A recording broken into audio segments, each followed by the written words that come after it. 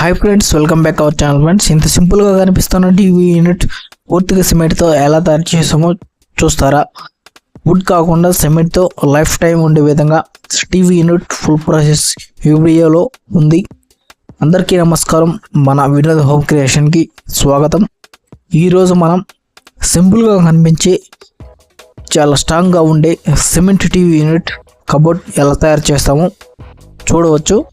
ఇది పూర్తిగా steel rod preparation నుండి ఫినిషింగ్ వరకు ప్రతి స్టెప్ మీకు క్లియర్గా చూపిస్తాను. వీడియో స్కిప్ చేయకుండా చివరి వరకు చూడండి.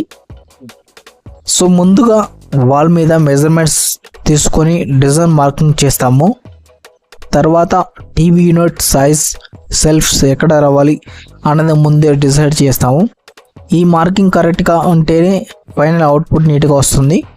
తర్వాత స్టీల్ రాడ్స్ ఉపయోగించి ఫ్రేమ్ తయారు చేస్తాము. ఈ రాడ్స్ను కబోర్డ్కి మెయిన్ స్ట్రెంత్గా ఇస్తాము. వాల్లో డ్రిల్లింగ్ చేసి రాడ్స్ని ఫిక్స్ బలంగా చేసి స్టీల్ ఫ్రేమ్ని కంప్లీట్గా తయారు చేస్తాము. తర్వాత బేస్ స్ట్రక్చర్ తయారు చేస్తాము. సిమెంట్ పట్టేందుకు సపోర్ట్గా చిన్న సపోర్ట్స్గా ఏర్పాటు చేస్తాము.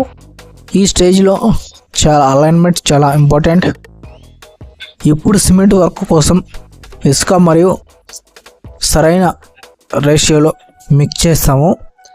వాటర్ యాడ్ చేసి స్మూత్గా పేస్ట్ తయారు చేస్తాము. ఇప్పుడు ప్రధాన పని మనం సెల్ఫ్లు మెత్తడం. సో ఈ ప్రాసెస్ మొత్తం స్లోగా లేయర్ బై లేయర్ సిమెంట్తో అప్లై చేస్తూ షేప్ ఇస్తాము.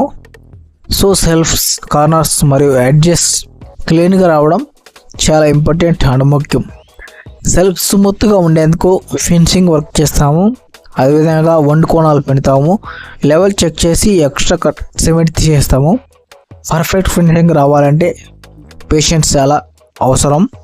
చివరిగా చూస్తే సింపుల్గా కనిపించే కానీ చాలా స్ట్రాంగ్గా ఉండే టీవీ యూనిట్ కబోర్డ్ రెడీ అయింది. వుడ్ కబోర్డ్తో పోలిస్తే ఇది చాలా ఎక్కువ కాలం ఉంటుంది. మెయింటెనెన్స్ కూడా చాలా తక్కువగా ఉంటుంది. ఇలాంటి కన్స్ట్రక్షన్ మరియు home designs cement cupboards videos కోసం మన వినోద్ క్రియేషన్ని ఫాలో అవ్వండి. అదేవిధంగా లైక్ చేయండి, షేర్ చేయండి, కామెంట్ చేయండి. మీ ఒపీనియన్ని కామెంట్ రూపంలో తెలపండి. ఓకే ఫ్రెండ్స్, తప్పకుండా మరలా వేరే వీడియోలో కలుసుకుందాం. ఇప్పటి వరకు సెలవు. బాయ్.